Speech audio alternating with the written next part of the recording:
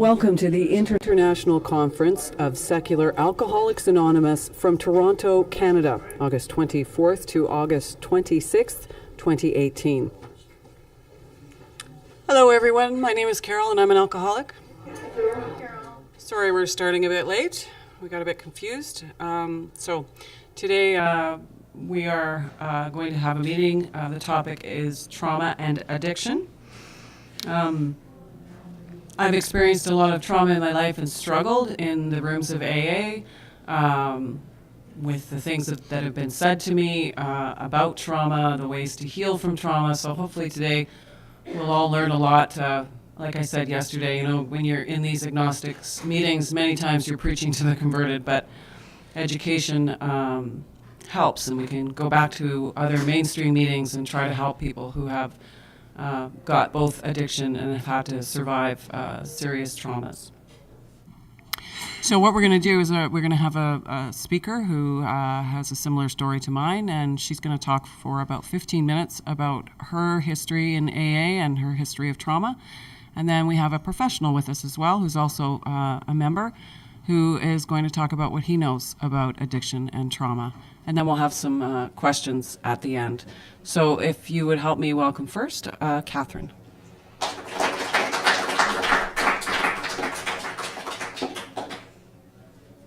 Hi, I'm Catherine. I'm an alcoholic. We thought this started at 3, so excuse me, I'm just kind of like, whoa, all right, hi. I'm just gonna, for a second. This is a really difficult conversation to have. So I'm a survivor of childhood sexual abuse, which is incest, and at the hand of my father, my hero. So, this is not something that the society really wants to talk about, and I've had a lot of challenges within the 12-step structure, making sense of getting well with both of these things. So I'm hopeful that we can sort of look at how those two informed each other for me today. What I was thinking about is that I read something recently, and it said that the difference between other psychological disorders and trauma is that reality is the problem with trauma. So I've really thought about this, and I think I spent most of my life, can you guys hear, is this on? Hello. I spent most of my life running from my life rather than living it. And so when I first got sober, I was about 27 years old, and I was in the program of AA, and it really, really helped me starting to turn towards myself. I had no idea that I had been traumatized. I had not remembered the abuse until I was the same age as my daughter was. So I remembered the abuse about 7 or 8 years into my recovery, and I believe that recovery enabled me to start turning towards myself and owning who I was. Obviously, my alcoholism took me in all kinds of horrible places. I feel very, very grateful that it took me down so fast, so I got sober pretty young. But I do believe that my alcoholism from the ages of 13 when I first started drinking until when I quit, it saved my life. It enabled me to live and not slit my wrists and die, and somehow figure out how to be in the family that I was in and live and survive enough to become an adult so I could take care of myself. So I feel really grateful for that. And it did work. It really did work. So got sober, loved it, was in the program, really did it right. I mean, I did everything I was told to do. I got sober, I was happy, I was healthy. I got married, I had a beautiful child. My marriage didn't work out, came to Toronto, started a business. I was really functioning well, doing a lot of yoga, a lot of meditation, and AA. And then I remembered. And thank God I remembered in time enough to protect my own child from my monster father, who was a very wealthy, powerful man.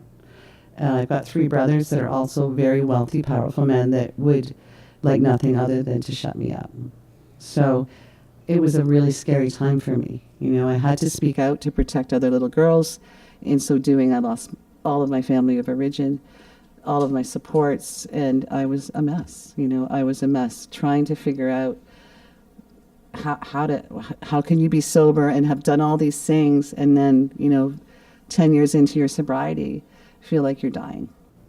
And so I did get some trauma therapy, and I really did look at that. But the whole time I was in AA trying to figure out, like, so I was getting a lot of, you're not praying enough, do another step 4.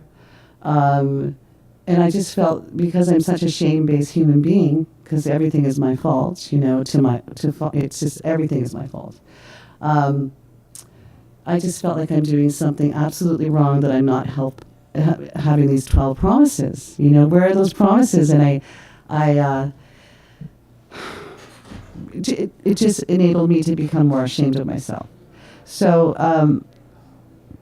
7 years into this process, or more than 7 years, it was actually more than 7 years, I was having significant PTSD problems, depression, anxiety, you name it. And I was really a holistic kind of gal, didn't want to do any medications, couldn't do any antidepressants, and I was doing therapy, and I was getting to the nitty-gritty of everything, and it was terrifying. And I was got put on benzodiazepines, so for PTSD, so Valium-based medication, and used them as prescribed. And after 17 years of sobriety, relapsed back into drinking alcohol, and 3 years of living hell. It was so, when I first got sober, I was young and healthy, and, I was a blackout drinker, but once every 3 weeks kind of thing. And the shame of that made me quit, really. The shame made me quit. This time around, within, maybe a year, I was drinking every second day and couldn't stop, and I was doing Valium. So 3 treatment centers later, I finally quit. And that was 2 years ago. So what I'm adamant about is speaking out loud about this now, is because I just, hadn't I had the knowledge and the sobriety and the therapy and all those things, and friends that got the trauma piece, I would be dead right now. I would absolutely be dead. So, let me sort of regroup here. I think it's really important when we do the 12 steps in recovery to acknowledge that 25% of our society, in particular around sexual abuse, that is the statistic right now. So 1 out of 5 little boys are sexually abused before they're 16, and 1 out of 3 girls. And that actually is 25% of our society. So it's a conversation that's really difficult to have. Because we don't want to look at that in our society. It's really awful. It's yucky. It's gross. It's scary. And believe me, from the core of my depth of my being, it's so hard for me to know this. It took me a long time to start to begin to know it. And in the last 2 years, I've had to know it on a deeper level. So when I see people in recovery that are like I was, my trauma has nothing to do with my addiction. I'm just a loser. I'm an awful person. I can't get my shit together. Those kinds of things almost killed me because I already had enough shame. And it was very challenging. It still is challenging at times to speak, but I do speak authentically now. And generally when I do speak authentically, there's 1 or 2 women or men that come up to me after crying that need to be supported. That happened to me too, and they feel completely fucked up, excuse my language, and isolated and alone because nobody can manage this conversation. The conversation is wider than AA. It's a conversation I think that needs to happen in society too. So I think it needs to happen within the rooms, and we should be able to be safe to say, it helped me run away from looking at this horrible stuff, the reality of that horrible stuff. I didn't react well. I behaved really badly. I hurt a lot of people. I did some horrible things, and I need to take responsibility for that. And this is not about an excuse for my addiction, but it is an explanation, And I've owned up, I think, to every step 4 or 5, all of the ownership stuff, of every bad thing. I wish I could take responsibility for this and make it go away, but I can't. And I can't, on a step 4, take responsibility for being raped by my father for 6 years. I can take responsibility for the shit I did in my addiction, you know, and how I've harmed people and changed those behaviors and try to show up for myself the best way I can and be responsible for myself. And some days I don't do that very well. Some days I still have trauma moments where I'm reacting completely inappropriately to a situation. I'm really aware of it, though. Some days I can feel very much like a victim still. However, but I think it's really important to speak out loud authentically in a program that's helped me so much. And what's really helped me, I don't know where I'm going. I want to just focus on a little bit of the things that have helped. Friends have really helped, you know, people that are walking with me, a tribe of people that can support me in this breaking open and holding the injustice of what was and the beauty of what is now, and trying to figure out how to live in a world where I felt so unsafe. Having other people to stand beside me in addiction and say, yeah, that I did that too, and I also feel this way, and you're not dirty and awful and irresponsible because you're not trying to own this stuff. If I own this stuff anymore, I will die. I almost did, right? So that's really helped. And the connectedness within the rooms of 12 steps have really helped me. Just having a place to go, feeling safe, spiritually supported, friend support. So that's all been really helpful. And the steps, as I said, way back when, helped me to start, right? Therapy, you know, the right therapy, not the wrong therapy. I just experienced something on Wednesday of this week. I researched it and I went and it was going to heal me. And I was like, again, I do this all the time. This is going to fix me, you know, this one thing. So I went and got some body work done and with this guru apparently, and it just completely was not helpful. So the right therapy, mindfulness meditation, nutrition, and being authentic. You know, being authentic in my life with myself and not trying to plow through the trauma and win and override it all the time, because this running away in my life, all through, right? It's just always been, this is going to be, and actually what it is, it's just, can you just have some compassion for myself and gentleness? And those are the things in particular daily that I've got to work on, is like, how can I actually not feel evil and gross and have some compassion for this human being that is trying so desperately hard to feel worthy of walking on this planet. And many days, I don't, you know, and that obviously affects my relationships and things like that in all kinds of weird, awful ways. But I'm getting better, you know, and I hope to be able to help other beings through a creative project that I intend to work on in more of a public way. But I've recently decided too that needs to have a minute off. So yeah, I really appreciate everybody being here and enabling me to speak authentically about this. And I wish you another 24. Thanks.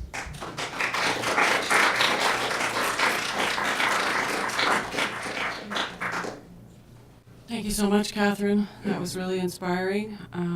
Our next speaker is David B., and I just want to preface in his introduction, I just finished reading his book, Parallel Universes. That's one of the reasons I asked him to be a part of this panel today. So you might want to check that out.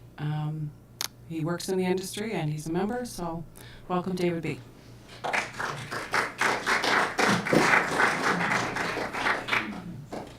Thank you, Carol. My name is David B. I'm an alcoholic. And that's not the end of the story. I'm also an alcoholic in long-term recovery, which to me means that I haven't had to drink or use alcohol to quiet my mind or for any other reason since August 22nd of 2005. And I'm truly grateful for that. I'm from Milwaukee, Wisconsin, USA. And I'm honored and humbled by your remarks about my book, but also having been invited to speak here. Thank you very much. My share is going to be a little bit different than Catherine's. I do have a recovery experience. I do have what I believe has been a trauma experience, but I'm also a professional in the industry. And separating those two things sometimes is not only almost impossible, but putting them together sometimes can be beneficial if I remember the traditions of AA and what came first and what's important. So I do know a little bit about trauma and addiction, and first that is from my professional life. I am currently what I would call an addiction consultant. I work in the recovery management field. I work with individuals and families to either get them engaged in some type of helpful services, whether that's therapy, treatment, a support group, and I work with them throughout treatment and then for an extended period of time beyond that initial stabilization period.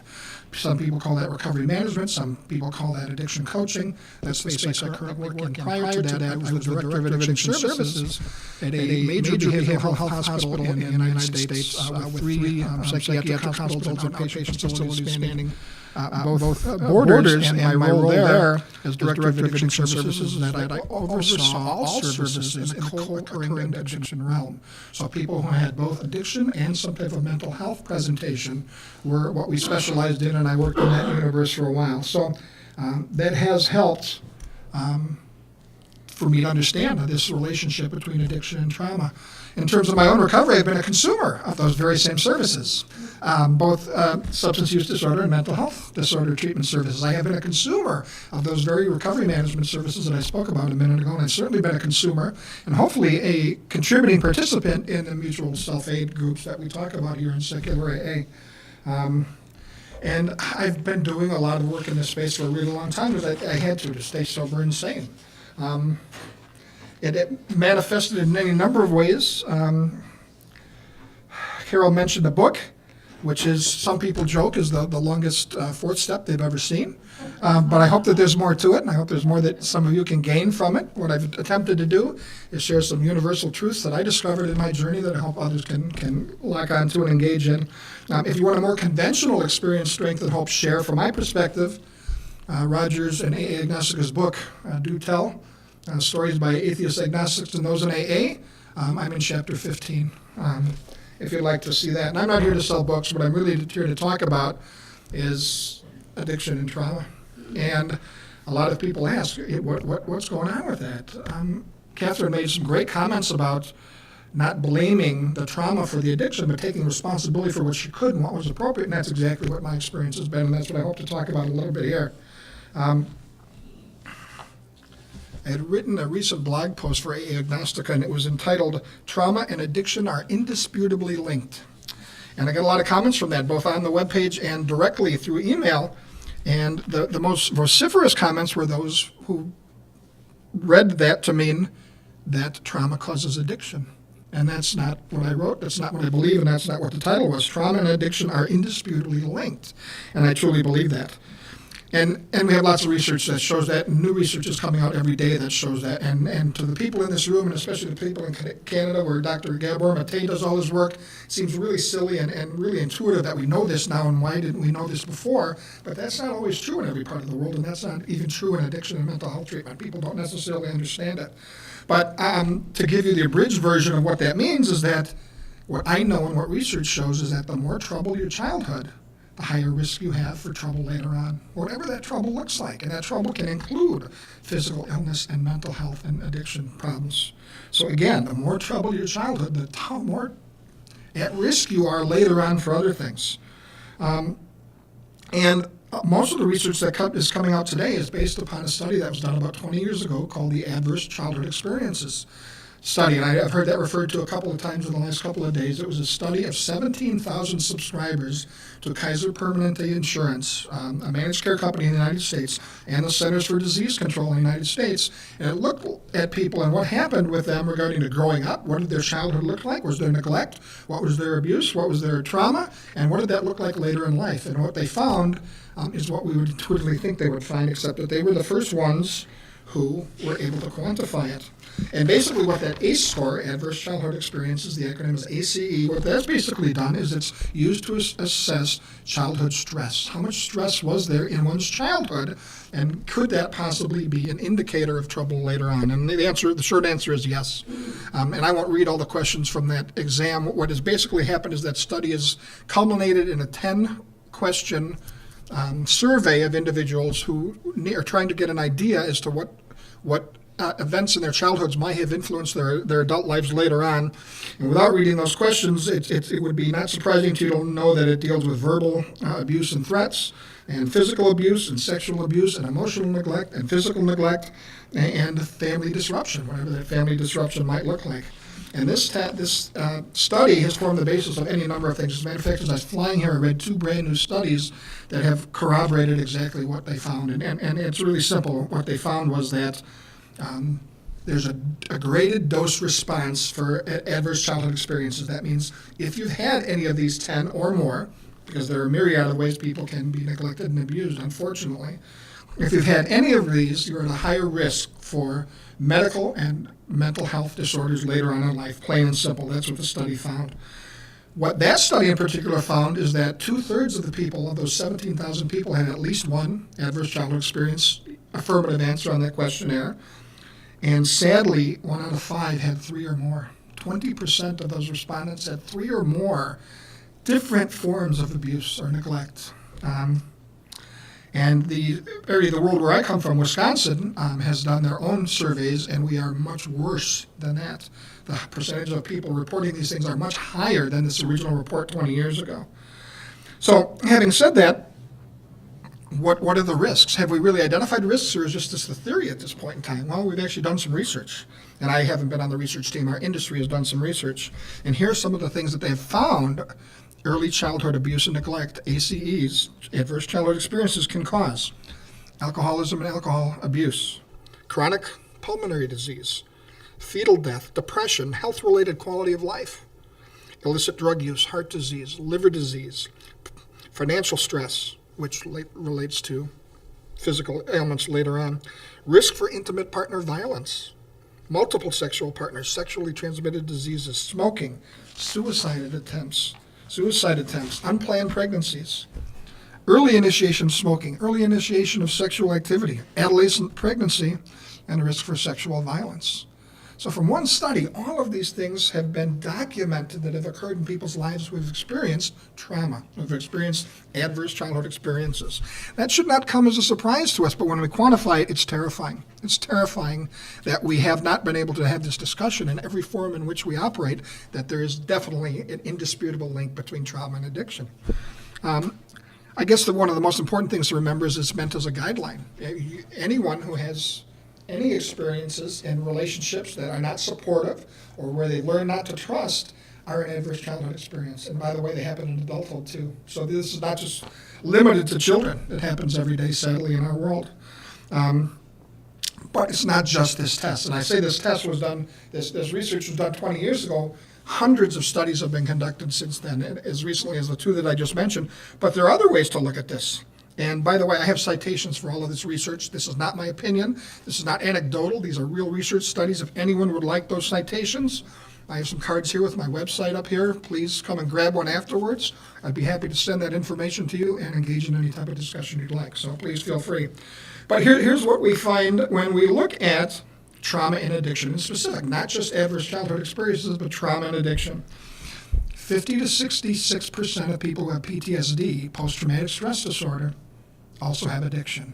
50 to 66%, half to 2/3 people have both. That's amazing. It makes sense, but it's amazing when you quantify it that way. People who suffer from PTSD as a result are 2 to 4 times more likely than those who don't to have addiction problems or other addictive behavioral problems. Co-occurring PTSD and substance use disorders, co-occurring PTSD and addiction, are associated with a much more complex clinical path, which means those people's lives are intensely harder than other people's lives, and it's really difficult to meet their needs and to build that life that they're looking to build. And what does that mean? Well, that means ultimately people with both PTSD and substance use disorder have an increased physical health problems, poor social functioning, higher rates of suicide attempts and success, more legal problems, more risk of violence, worse treatment adherence when they engage in treatment services, and less improvement during treatment. What these studies have also shown is that the best rates of abstinence for that addiction and the best mental health outcomes come when these 2 things are treated concurrently and in an integrated way, which also to me sounds really sensible, but that's not the way the United States treatment industry is built. The United States treatment industry says, no, we got to get you sober, and we have to really focus on the sobriety thing for 30, 60, 90 or more days a year, right? We're not going to do a fourth step. We're not even going to talk about these things for a year. So just stay sober. Well, what we now understand, thankfully, and now we've admitted, is that we have to deal with the trauma immediately in the safest way possible. And not all treatment and not all 12-step fellowships or individual meetings are appropriate to build that level of safety. So we need to make ourselves aware of this, because here's my experience. I work in a treatment center which has outcomes that we think are some of the best in the world for co-occurring disorders, and we have people who are coming back 8, 10, 13 times. I treated a 21-year-old who was on his 17th treatment episode. I asked him, what else have you done in your life? Have you been in treatment your entire life? And his answer was yes. So this is the thing. And of course, in this case, the reason I use this example is because this individual suffered some childhood sexual abuse that was never addressed in any of those 20 treatment episodes, 17 treatment episodes, if you can imagine that. Right? We're going to get you sober, then we're going to move you on to the next thing. That's not working. We need to try something different. So I guess the ultimate question is, as we go back to this, if trauma and addiction are indisputably linked, great, but does that mean that one causes the other? Well, any of you who were in the room with Dr. Ray this morning, Dr. Ray gave some attention to the disease model of addiction. I really love the way he talked about it. He read an American Society of Addiction Medicine definition of addiction, and then he said, well, I guess that works for me, kind of. Because we're so invested in this medical model of addiction, we want to explain everything, and it just doesn't explain everything. So ultimately, what that medical model says is addiction stands alone. It's a primary disease, nothing caused it. Right? There are predictive factors. Right? You can be predisposed to addiction through your genetics. We believe that it can be passed down through your family line. We now believe that it is epigenetically oriented as well, as Dr. Ray was talking about today. And we believe that environment also contributes to that. But just because you have a grandfather and a grandmother and a father and a mother who had alcoholism, it doesn't guarantee that you're going to have it. It's just a predictive factor. So can we say that trauma causes addiction? No, we absolutely can't say that today. Although some people are claiming that, and some people's claims, like Dr. Gabor Mate's, are mistakenly identified as having said that. He said in his experience that what goes on, he's not talking about everybody who has an addiction. So remember, this is about predisposition. So my trauma, which I prefer to describe in a small t fashion, small t trauma was more of a developmental interruption. I was relinquished by my birth mother as an infant. I was adopted into a family that I never properly attached or attuned to. It built some major stresses in my growing up that made my view of life really difficult, and mainly it meant that I didn't trust myself, I didn't trust anybody else, and I couldn't connect with anybody in a healthy way. And that, I believe, contributed to my addiction. It didn't cause my addiction. I don't believe that necessarily. That happened, and the jury's still out. Time will tell. You guys can be the judge, and we can ask professionals over time what happened. But did it cause my addiction? The answer is I don't know, but time will tell. Here's what I do know. In addition to what I just told you, I struggled with my identity growing up. Not only did I feel like I was different, like many of us in this room do, and like I didn't belong, but I struggled up not knowing who I was. I didn't have any biological mirroring to show me this is what we do, this is what we look like, this is how we interact with one another. I suffered, I believe, what psychologists would call an identity crisis. Actually, the psychologist Erik Erikson, very famous in the field of addiction and mental health, identified an identity crisis as someone who doesn't have a healthy sense of ego. They didn't develop that ego properly as they were going through adolescence. And by the way, Erik Erikson was an adoptee, which very few people know, including clinicians. And as I said a moment ago, I struggled with relational issues. I didn't know who to trust. I didn't know how to trust me. I didn't know how to build relationships. And as a result, I developed some very protective coping mechanisms that allowed me not to get close to anybody because something was wrong with me. Right? I was rejected once. I was given up as an infant. And I don't necessarily say I believe this intellectually today, but this is the way the defense mechanisms work. You were given up as an infant. Something was wrong with you. People are going to see you right through that. And it was all that deep-seated shame that came to be. And it was more than shame, right? It was abandonment, betrayal, and shame, which to me I call the trifecta of self-conscious emotions. Many of us in these rooms can relate to that. And of course, as I was going through that developmental period, in my case, something amazing happened, something that many of us can relate to. I stumbled upon alcohol, and alcohol changed my world. Wow. It was a solution that I didn't even have a vocabulary for. And by the way, I'm a very emotional guy. I've done tons of work on this, so don't pity me. It just comes out. It'll be okay. So that's what happened. I found alcohol, and everything was okay for a brief time. You know, they say that some people try alcohol or drugs when they're adolescent, and what it does for them is it gives them that it takes away that social anxiety, that social discomfort that they had. In my case, that was partially it, but it was much more than that. I know that I was almost instantly addicted because what it did for me is it made me feel connected to people. Right? I told you I didn't feel connected. This made me feel connected. I thought the people I was drinking with and me had reached a higher level of being than anybody could, and I trusted these people. So that was the kicker. I knew that something different had happened because I trusted them. So all of a sudden my reality's been changed by liquor. And then there was even more. They also say that people, and you've heard this in the rooms, they say that people who become addicted stop developing personally at the point that they got addicted, right? They stop maturing is sometimes the way that is described. And some people laugh at that and say it's anecdotal, but actually it's factual. There's research on it. And what ultimately happened with me at age 13 when I took that first drink, I stopped developing healthy coping mechanisms. My maturity level went nowhere. And many of us can relate to that, it sounds like, and I appreciate that. So, and to kick it all off, I think it further contributed to my identity crisis. It took away my ability to even explore that side of myself and to put into words what really needed to happen. And as you all probably can guess, what ultimately happened is that progressive nature of alcohol turned it from that magic elixir that it was at age 13 into a deadly poison that almost killed me. By the time I stopped. And of course, it wasn't overnight. It was a progression. I drank for 32 years. How I lived for 32 years, I can't imagine. But there's someone in this room who can attest to how hellish my life must have looked. And she's still with me today. But I was able to get sober. As I told you, I went to treatment. I was able to get sober. I cleared my mind. But there's still all this residual. I was still lost. And I was not identified as having had any trauma or any developmental interruption. I was a garden variety alcoholic. As a matter of fact, when I went to treatment, I remember the psychologist laughed at me and says, "We don't need an appointment. We got nothing to talk about. Go stay sober." Okay, great. There's evidence that all of this stuff is on me. That's shame, right? Something's wrong with me. Even a psychologist can't even see what's wrong with me, or is afraid to tell me how deeply flawed I am. So I had to do that. So I had to keep digging deeper. Some people in these rooms use the big book language and say I had to do a searching and fearless inventory. That's one way to look at it. What I had to do is I had to figure out who I was. That's the way I prefer to look at it in everyday language.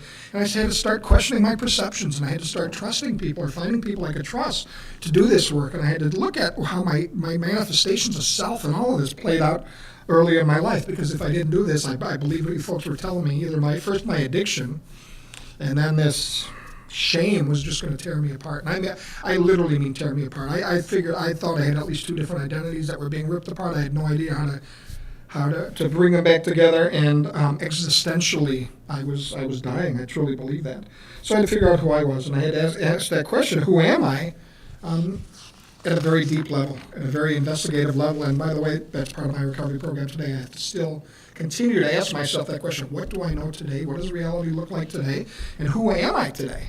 So as I look at this, I think, well, am I trying to convince you of something? Does being relinquished as an infant lead to trauma, or did it cause my trauma? And I'm not here to sell anybody on that concept. Everyone's perceptions are different.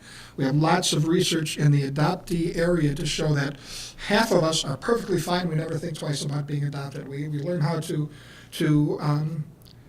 engage in appropriate relationships. We learn how to attach and attune, and we do fine. The other half of us have struggles, and I'm going to share with you that research now. And I apologize that it's American-centric. I don't want to be the ugly American, but it's the research I have access to. Dr. Ray and others could probably provide other Canadian information that mirrors what I'm telling you here. But there are approximately 7 million adults who are adopted in the United States. That means it's about 2% of a population of 323 million of us. Similarly, about 2% of the child population, about 1.5 million children, are adopted in the United States. However, 100 million of us have adoption in our families. So almost a third of us, despite the fact that we're only 2% of the general population, know someone in our tree who's been adopted. 60 to 70% of adoptions today are open adoptions, which means that information is freely shared. When I was adopted, they were closed. And the point of them being closed was to protect the relinquishing mother, to protect the relinquishing father if paternity was established, to protect the adopting family, and theoretically to protect the adoptee from people coming into his life later on who might be disruptive. Thankfully, we know better than that now. That doesn't work. Secrets kill us. We know that in these rooms, and we know that in the adoptive realm. But there's all kinds of research now that says the benefits of open adoption for all parties involved are beneficial. And one of them simply I'll share with you here, is that we know that birth mothers who have ongoing contact with the child's adoptive family who they relinquish have less grief, less regret, less guilt, and less sadness than those who don't. And it makes sense, right? They don't have to wonder. They have a way of dealing with that guilt and shame that's manifested itself in their life. Interestingly enough, adult adoptees have higher degree of mental health issues. Adult adolescents and adult adoptees and adolescent adoptees are more likely to receive counseling than the general population. Adopted persons are documented through several different studies to have an increased risk of substance use disorder in their lifetimes, 50% higher than the general population, or 1.5 times. Not only are we more likely to have drug and alcohol problems, we are much more likely to have eating disorders, attention deficit disorder, suicide attempts and accomplishment, and get this, untimely pregnancies. From adoptees, that makes no sense, but we're repeating the behavior, repeating the trauma that happened. Adoptees have been found to manifest much higher rates of personality disorders, particularly antisocial personality disorder and borderline personality disorder. And by the way, these are statistics that can be applied generally to anyone with any type of trauma. And although it may look on the outside like adoptees lead relatively similar lives to people who haven't had that experience, many of them report, half of them, if not more, report having to deal with loss, grief, identity development, self-esteem, and lack of information about their medical background, physical and addiction related. So again, did this relinquishment and adoption, is it a trauma, and did it really cause my addiction? You can decide if it's the trauma word or not. I know it caused a significant developmental interruption that indisputably is linked to what I get out of drinking alcohol. It is indisputably linked to my addiction. But here's what I also know. I know that if I didn't get sober, I never could have dealt with any of this. It would have killed me. There's no way I could have gone through this while exhibiting and experiencing these addictive behaviors. There's no thinking one's way out of this if one is constantly in a world of chaos and turmoil. And that's the second thing I know. Not talking about this is really unhealthy. Not investigating this. And a lot of people can't. A lot of people can't walk into that realm and do the work that Catherine was talking about before to get that authenticity. A lot of people cannot do it. Or they're not properly supported in doing it. One of the two. And I know that I have to continue to do this work. It's going to be a lifelong thing. I have children. They're going to have children, I suppose. This is always going to be in the family lines. I have to deal with this all the time, but I have to deal with this more appropriately in terms of my sanity and my sobriety. And I pulled a quote from Dr. Matei's book, The Realm of Hungry Ghosts, which really describes the way we come at this. When I ask these questions, we look for short answers. And in the addiction world, and particularly in my country, we want the one-word answer. We want the bullet point. We want the solution to the problem. And this stuff is really complex. Trauma, addiction, mental health illness, all of this, behavioral addictions are incredibly complex. There's no easy solution to all of this. But Dr. Matei talks about this in a very great paragraph. He said, quote, "As we delve into the scientific research, we need to avoid the trap of believing that addiction can be reduced to the actions of the brain, chemicals, or nerve circuits, or any kind of neurobiological, psychological, or sociological data. A multi-level exploration is necessary because it's impossible to understand addiction fully from any one perspective, no matter how accurate.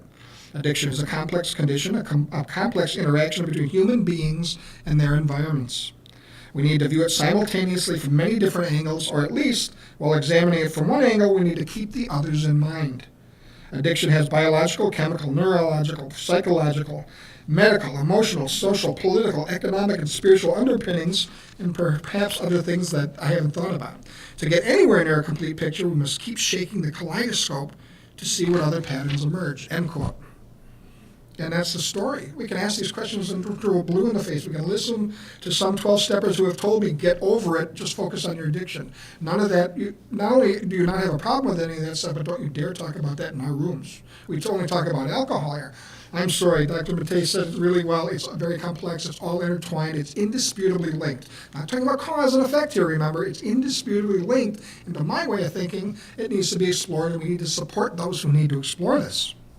So, Dr. Ray said this morning really well. He said, beware of reductionism. And that's exactly what we're talking about. Beware of people trying to reduce this to, this is just the disease model of addiction. You have addiction because you're an addict. Yeah, that's great, and that's partially accurate, but it doesn't tell the whole story. So when I look at this as to how complex this is, there are a lot of things that are true and accurate, but I have to put them all together to make sense. To say that I'm an alcoholic and nothing else matters may work in some places, but it's not the whole story. To say that I have a disease that has genetic and environmental etiology with biopsychosocial spiritual symptoms may be correct, but it's only a partial diagnosis of what's going on. To say that I have a chronic brain disease that produces these dopaminergic dysregulations may be true, and in some circles it explains a lot, but it's not the whole story. To say that my addiction is characterized by my inability to abstain, craving, impairment in behavioral control, diminished recognition of significant problems, and having problems in interpersonal relationships may be really accurate, but it doesn't get me where I need to be in a vacuum.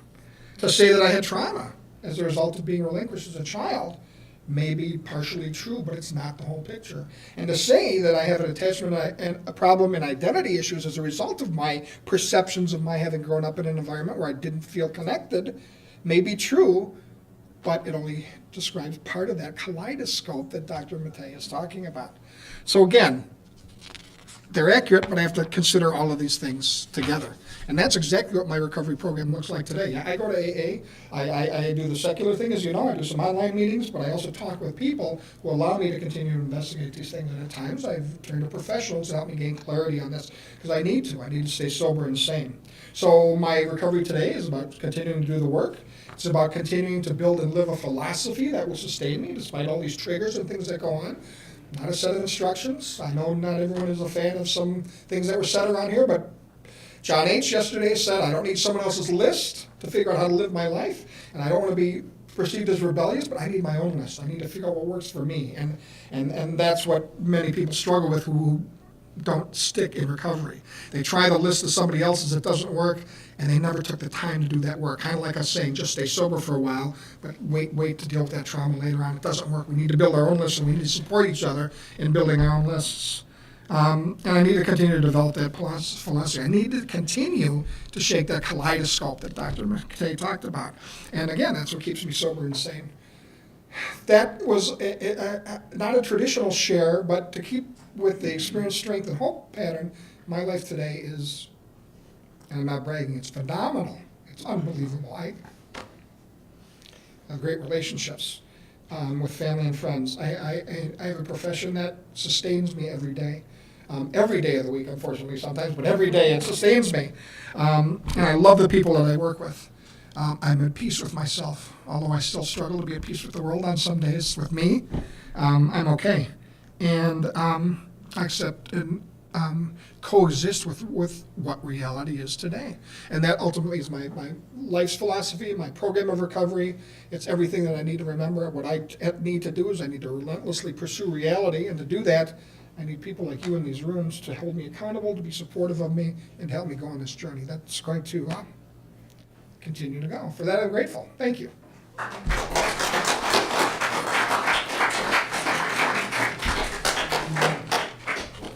We'll leave these up here. Should anyone need some contact information, feel free, please. So thank you both. Those were both fabulous talks. We just have a couple of minutes left. Does anyone have any questions for either of our speakers? Lady at the back? I came in late, so I didn't know if you may have already addressed this. Do you share at AA meetings or secular AA meetings of your trauma? Or do you just say, I have trauma, and then maybe somebody after the meeting can identify with that and talks to you? Or do you share details at an AA meeting? So the question that's being asked is, do you share the details of your trauma at AA meetings? Either of you like to pick up on that? I want to put you on the spot. Do you want to come to the microphone because this is being recorded? Yeah, I talked a little bit about that earlier. Hi, I'm Catherine. I found that in a general way, very general way, will suggest that trauma has greatly informed my addiction, that it led to a very dangerous relapse, and that I'm now dealing with both. If I'm in a safer, smaller discussion group, I'll speak from my heart, but it's really about reading the room. In a larger meeting that's a little more patriarchal, I guess, which is I would not, just because it's harmed me. Yeah, thank you. I would also add to that I've found sharing about it in secular meetings has gone much better for me than sharing in traditional meetings. That's been my experience as well, both personally and professionally. What I would suggest is that there are some incredible forums in which it's appropriate to share. There are organizations like Dual Recovery Anonymous, who recognizes that trauma and addiction can be indisputably connected, and other things, depression, bipolar, and they encourage that type of discussion. So yes, absolutely, I encourage anyone to find those meetings, and you have to be, as Catherine suggested, be very careful in who you trust and who you don't trust when you go to the rooms of 12-step rooms. What I would say from a professional aspect is that us human beings can be pretty nasty. And I've sat in clinical treatment meetings where we've talked about the traumas that someone has incurred as a patient at great depth, and we have caused secondary trauma to people who do this for a living. People licensed as doctors are blown away by what us human beings do to harm one another, so we have to be very careful about some of those details as well. This gentleman in the green shirt, that's Yes, you? Yeah. Hi, Glenn. My question for the panel, do you sponsor people? And if so, where do you draw the line for talking about sobriety, as he alluded to in his talk, where there's a point of, okay, let's get sober, and then there's a point of, hey, there's a lot more we need to deal with. I know from my own experience, because of my involvement with secular AA, I have sponsees who are dual diagnosed, obviously, and I'm not a professional. I have a minor in psychology, but I'm not a professional. I have a lot of labels, but from all my years of therapy. But my point being is that I struggle in that area of sponsorship, because first and foremost, let's not use, because that's going to make everything go awry anyway. But do you deal with that in the context of sponsorship, or do you try to refer them out? I'm just curious how you handle that if and when it comes up. So the question is about sponsorship, and when people have dual issues, how do you handle that as a sponsor? Do you want to take that, David? It comes out in the fourth step, obviously, when we get there and they... Comes out in the fourth step, absolutely, yeah. I've certainly sponsored people over the years. I'm very careful to know that my role as a sponsor is that of being a sobriety sponsor. And I relate this to the occupation that I have as well. I acted as a liaison between an alumni association of the hospital that I work through, where there are 5,000 individuals, some of whom we vetted and referred people to. And anecdotally, what they would do is they would come back to me and they'd say, David, you're a dual diagnosis place. You do co-occurring disorders. We don't know how to sponsor people for their depression. We don't know what to do with them. And my answer would be, it's not your responsibility to do that. We're asking you to sponsor them for their recovery from addiction. If there are bigger problems, please. We have lots of ideas where we can refer people to for additional help. We're not asking anyone to work outside of their comfort zone. We're not asking anyone to take on the role of a professional where it might be helpful. We just have to be aware of that and to keep the discussion alive. This has been a fabulous meeting. I'm so sorry we don't have any more time. Time has lapsed, and I just want to once again thank both of our speakers, Catherine and David. Fabulous. Thank you.